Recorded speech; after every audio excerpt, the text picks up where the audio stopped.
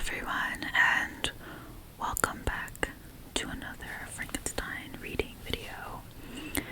I think in this video I will be reading chapters 6 and 7, possibly 8. I know I said that in the last video that I might read 6 and I didn't, but we'll see. Before we get started, let's light this candle as far away from the book as possible. Alright.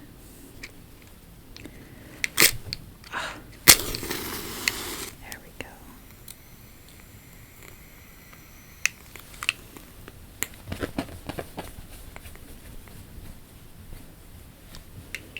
Perfect. Alrighty.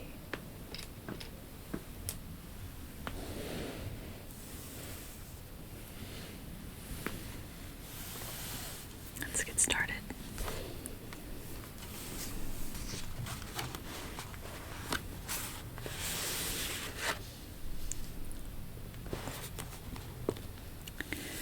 Chapter 6.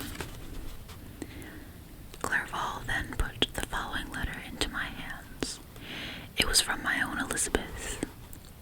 My dearest cousin, you have been ill, very ill, and even the constant letters of our dear kind Henry are not sufficient to reassure me on your account.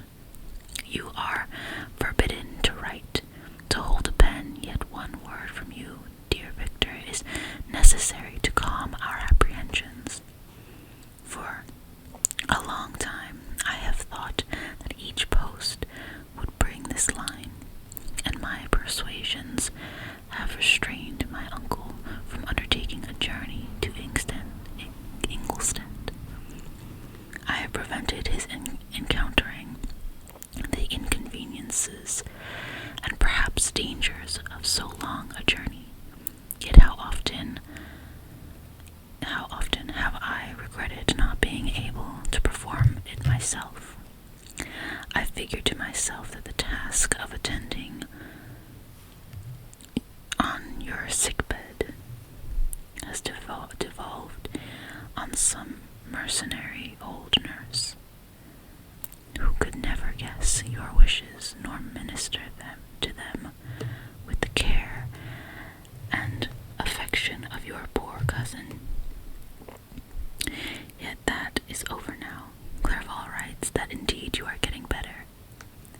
I eagerly hope that you will confirm this intelligence soon in your own handwriting. Get well and return to us. You will find a happy, cheerful home and friends who love you dearly. Your father's health is vigorous, and he asks but to see you, but to be assured that you are well.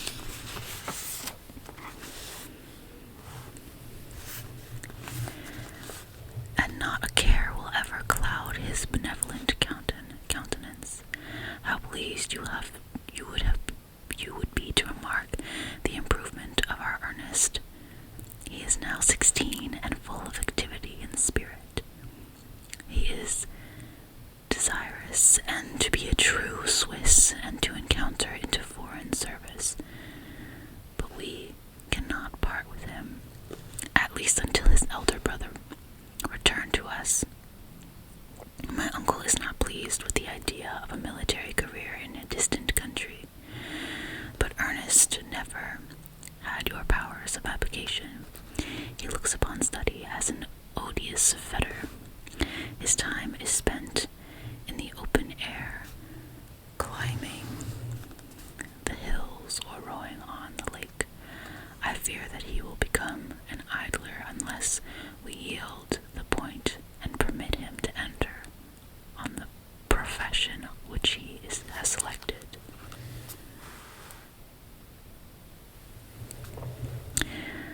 Little alteration, except the growth of our dear children, has taken place since you left us.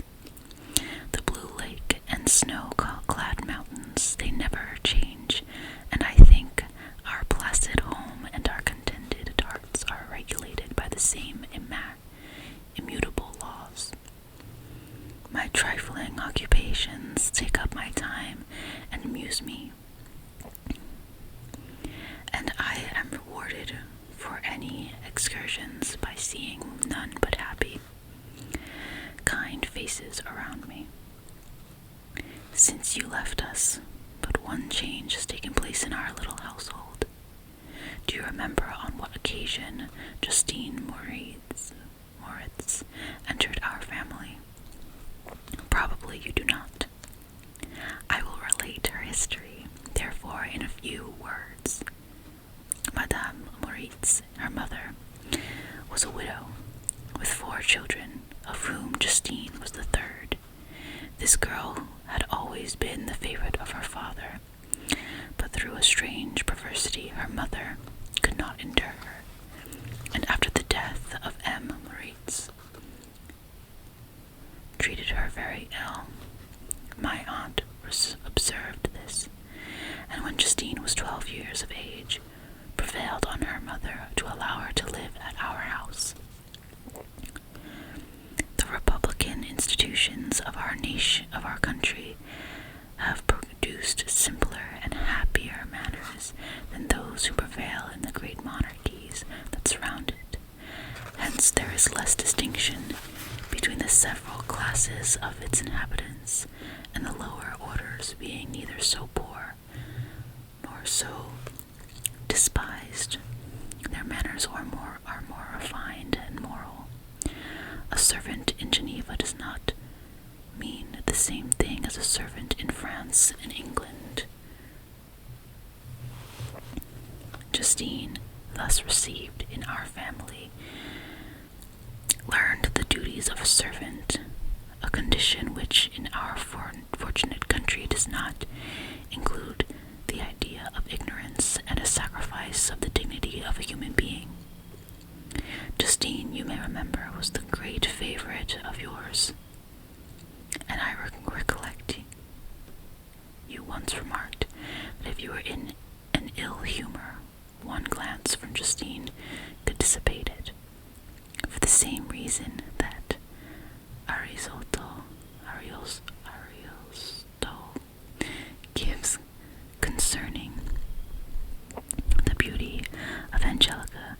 She looked so frank-hearted and happy. My aunt conceived a great attachment for her, by which she was induced to give her an education superior to that which she had first intended. This benefit was fully repaid. Justine was the most grateful little creature in the world. I do not mean that she made any professions. I never heard one pass her lips. But you could see by her eyes that she almost adored her protectress. Although her disposition was gay and in many respects inconsiderate, yet she paid the greatest attention to every gesture of my aunt.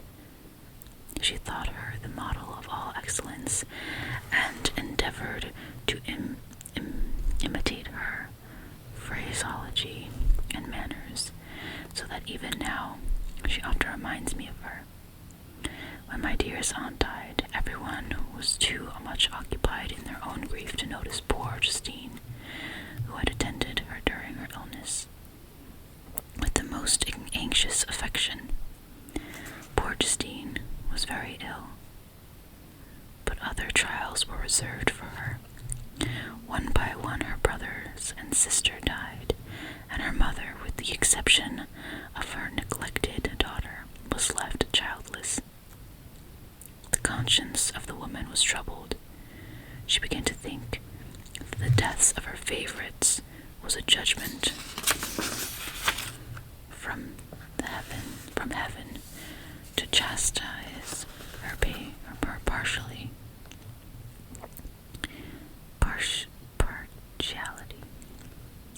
She was a Roman Catholic, and I believe her confessor confirmed the idea which she had conceived. Accordingly, a few months after your departure in Ingolstadt, Justine was called home by her repentant mother. Poor girl, she she wept when she quitted our house. She was much altered since the death of my aunt. Grief had given softness and a winning mildness to her manners, which had before been remarkable for vivacity. Nor was her residence at her mother's house of a nature to restore her gaiety. The poor woman was very vacillating in her repentance. She sometimes begged Justine to forgive her unkindness, but much oftener accused her of having caused the deaths of her brother and sister. Perpetual fretting at length threw Madame Moritz into a decline, which at first increased her irritability, but she is now at peace forever. She died on the first approach of cold weather at the beginning of this last winter. Justine has returned to us, and I assure you I love her tenderly. She is very clever and gentle and extremely pretty, as I mentioned before. Her mien and her expression continually remind me of my dear aunt. I must say also a few words to you, my dear cousin, of little darling William. I wish you could see him. He is very tall of his age, with sweet laughing blue eyes, dark eyelashes, and curling hair. When he smiles, 2 little dimples appear on each cheek, which are rosy with health. He has already had 1 or 2 little wives, but Louisa Byron and his favorite, a pretty little girl of 5 years of age. Now, dear Victor, I dare say you wish to be indulged in a little gossip concerning the good people of Geneva. The pretty Miss Mansfield has already received the congratulatory visits on her approaching marriage with a young Englishman, John Melbourne, Esquire. Her ugly sister, Manon, married M.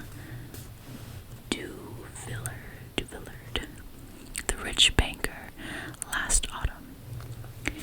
Your favorite schoolfellow, Louis Manoir, has suffered several misfortunes since the departure of Clerval from Geneva, but he has already recovered his spirits and is reported to be on the point of marrying a very lively, pretty Frenchwoman, Madame Taverner. She is a widow and much older than Manoir, but she is very much admired and favored with everybody. I have written myself into better spirits, dear cousin, but my anxiety returns upon me as I conclude. Write, dearest Victor, 1 line. 1 word will be a blessing to us. 10,000 thanks to Henry for his kindness, his affection, and his many letters. We are sincerely grateful. Adieu. My cousin, take care of yourself, and I entreat you, write. Elizabeth Lavenza, Geneva, March 18th, 17-something. Dear Elizabeth, I exclaimed when I had read her letter. I will write instantly and relieve them from the anxiety they must feel. I wrote, and this exertion greatly fatigued me, but my convalescence had commenced and proceeded regularly. In another fortnight I was able to leave my chamber. One of my first duties on my recovery was to introduce Clerval to the several professors of the university. In doing this, I underwent a kind of rough usage, ill befitting the wounds that my mind had sustained. Ever since that fatal night, the end of my labors and the beginning of my misfortunes, I had conceived a violent antipathy, even to the name of natural philosophy. When I was otherwise quite restored to health, the sight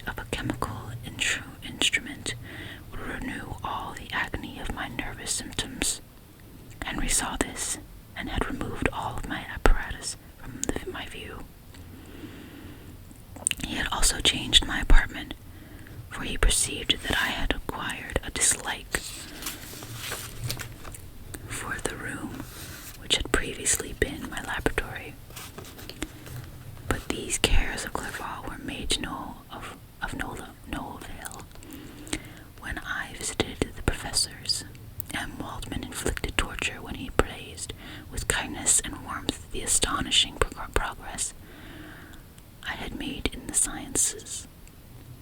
He soon perceived that I disliked the subject, but not guessing the real cause, he attributed my feelings to modesty, and changed the subject from my improvement to the science itself, with a desire, as I evidently saw, of drawing me out.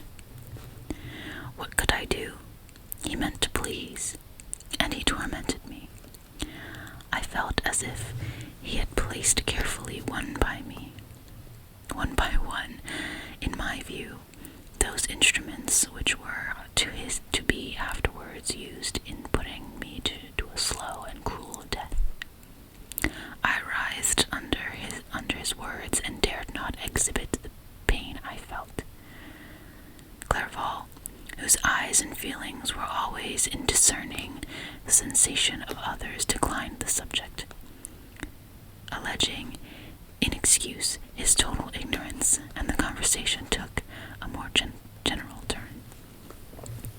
I thanked my friend from my heart, but I did not speak.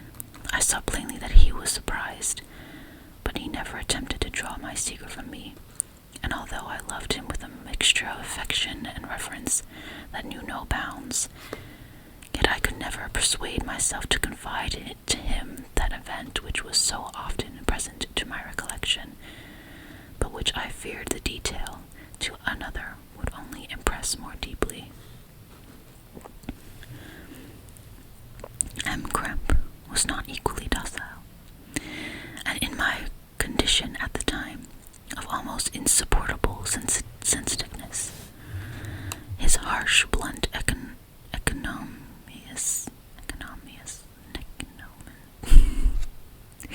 gave me even more pain than the benevolent approbation of M. Waldman. Damn fellow, cried he, why, M. Clerval, I assume he has outstripped us all. I assure you he has outstripped us all. Aye, sir, if you please, but it is nevertheless true. A youngster who but a few years ago believed in Cornelius Agrippa as firmly as the gospel has now set himself at the head of the university. And if he is not soon pulled down, we shall be out of countenance. Aye, continued he, observing my face, expressive of suffering. M. Frankenstein is modest, an excellent quality in a young man. Young men should be diffident of themselves, you know. M. Clerval, I was myself when young, but that wears out in very short time. M. Kremp had now commenced a eulogy on himself, which happily turned the conversation from a subject that was so annoying to me.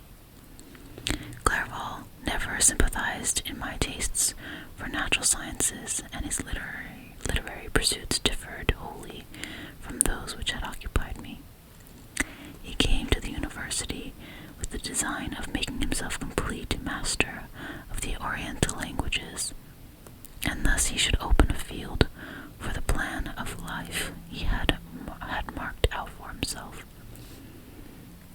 Resolved to pursue no inglorious career, he turned his eyes towards the east as affording scope for his spirit of enterprise. The Persian, Arabic, and Sanskrit languages engaged his attention, and I was easily induced to enter on the same studies. Idleness had ever been irksome to me,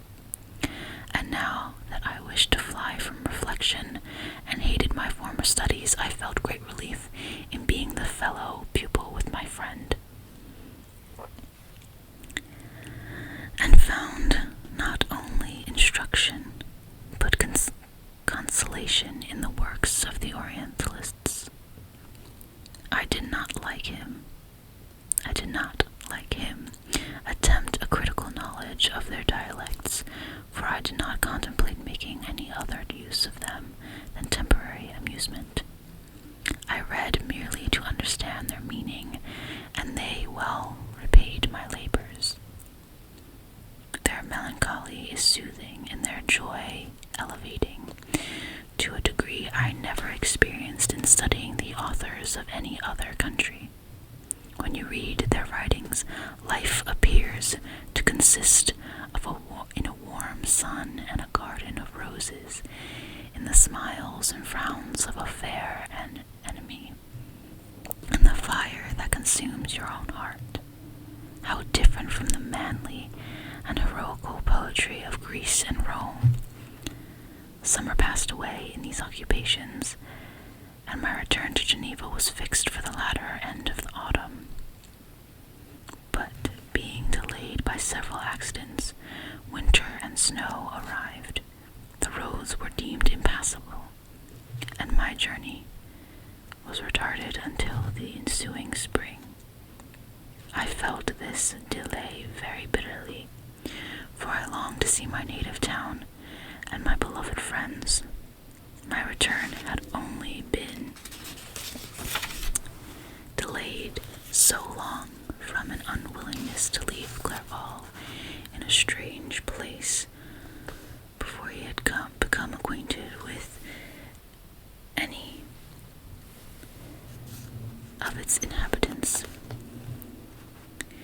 The winter, however, was spent cheerfully, and although the spring was uncommonly late, when it came to its beauty, compensated for its dilatoriness.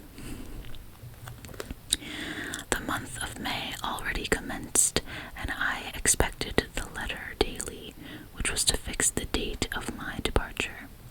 When Henry proposed a pedestrian tour in my environs of Ingolstadt, that I might bid a personal farewell to the country I had so long inhabited, I assented with pleasure to this proposition. I was fond of exercise, and Clerval had always been my favorite companion in the rambles of this nature that I had taken among the scenes of my native country. We passed a fortnight in these ambulations. My health and spirits had long been restored, and they gained additional strength from the salubrious air I breathed. The natural instance of our progress and the conversations of my friend, study had before secluded me from the intercourse of my fellow creatures and rendered me unsocial. But Clerval called forth the better feelings of my heart. He again taught me to love the aspect of nature and the cheerfulness faces of children. Excellent friend, how sincerely did you love me, and endeavor to elevate my mind until it was on a level with your own. A selfish pursuit had cramped and narrowed me until your gentleness and affection warmed and opened my senses. I became the same happy creature who, a few years ago, loved and beloved by all, had no sorrow or care. When happy, inanimate nature had the power of bestowing on me the most delightful sensations, a serene sky and verdant fields filled me with ecstasy. The present season was indeed divine. The flowers of spring bloomed in the hedges, while those of summer were already in bud. I was undisturbed by thoughts which the preceding year had pressed on me, notwithstanding my endeavors to throw them off with invincible burden.